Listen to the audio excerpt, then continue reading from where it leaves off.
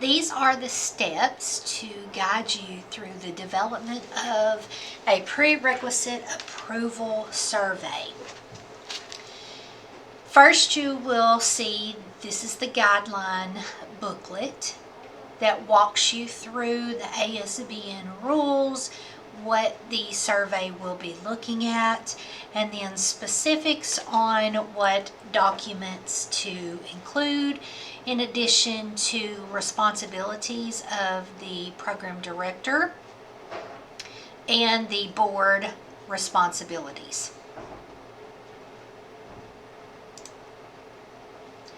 Another document that I want to share with you is the survey tool that I will actually be using.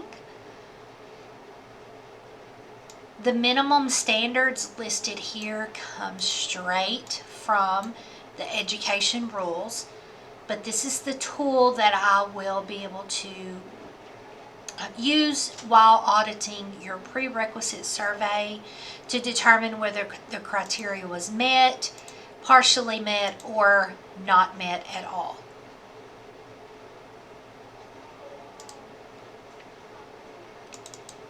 Finally, you have an approval report template, and this is where I want to spend the most of the time explaining how to complete this report.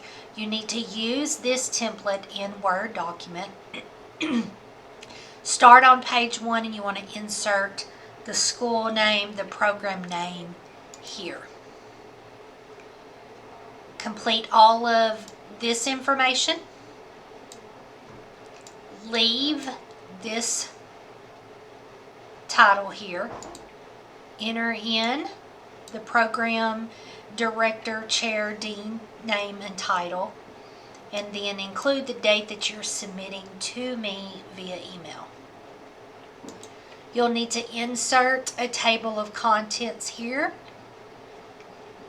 I suggest you do this after you have developed your report so that you are reflecting accurate page numbers.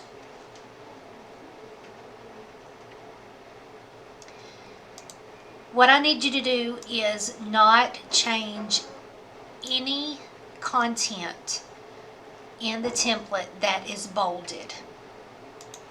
So I've listed here, this is where you will begin to type and include a brief historical overview of the established nursing school. Include when the school college division began. So I'm not going to read this to you, you can kind of see, but what you will do is let this guide your writing. So if you come here, I suggest you put your cursor there and start your typing. The University of Arkansas at Florence Nightingale School began, and then just start typing there. And when you are done, you will delete all of this so that only your text is showing. The great thing about this is when you're typing in Word, it will underline what you have spelled incorrectly and correct it for you. Notice there are specifics regarding the text that you should use. Do not change the font style or size from Aptos 11 or 12. Notice up here, the text is all listed in Aptos at 11. That is for formatting purposes. Also, don't remove any text that is in bold. Don't change the format. Do not change the order of this report. This report does follow the audit tool that I'm using, so that as you are writing, I am able to follow along with the audit tool exactly, and it will match up. If the text in this report is not bolded, you can delete it. If there are any areas that are yellow highlighted, be sure you include that information, and then you can delete that. So once you have finished your typing, you would delete all of this content. But notice in the next section, this is bolded. Do not delete this part. You're going to begin typing here, and then when you are done typing, you're going to delete it. Same way here. All the way through, do not delete any bold text. If there are areas where you can upload a hyperlink, you are absolutely allowed to do such. Or you can include in an appendix. So I did list that information here. For example, this is over organizational chart. You can include the chart in the appendix, or if you have a hyperlink to the organizational chart that is posted on your school's website, you can certainly put that hyperlink here. Just make sure that that hyperlink works whenever you send it to me. You do not have to explain your chart. And then I've given you an example of what you may say in this section. So if you're going to include your organizational chart in your appendix, you may simply type "See Appendix" and then whatever the appendix name is. Or the organizational chart is visible on the and include the hyperlink right here. Short and simple. You can do that for any evidence that you need to provide. Same way with the budget, any handbooks that you are trying to show, any kind of evidence showing that you have met the criteria that is being measured.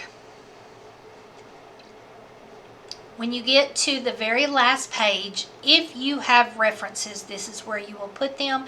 I certainly am not expecting you to include a reference page, but if you choose to, please use APA formatting and include it here. If you are not including references, you can completely delete this reference page. Therefore, you would start with the first attachment that is required, which is your institutional catalog. Insert the hyperlink here. If your institution does not have a catalog, you can link the website that houses information about the institution. Just be sure you direct me exactly where to find that. You do not have to say anything else on this page. Just insert the website or the hyperlink right here. Same way with the institutional handbook. This is not your program handbook. This is overall institutional handbook. Overall institutional faculty handbook, not your program faculty handbook. And this is the appendix title page. The document should be on the next page. So whenever you have an appendix, you're going to have label Appendix A. Now going back where all of this, these are not appendixes. These must be included in the report. So you're going to start with Appendix A right here. Name the appendix, whatever that might be. For example, it might be faculty workload table. It might be the program budget. It just depends on what evidence you need to support within your written text up above. Just be sure that your appendixes are included in your table of contents, and then you want to delete this highlighted area prior to submission.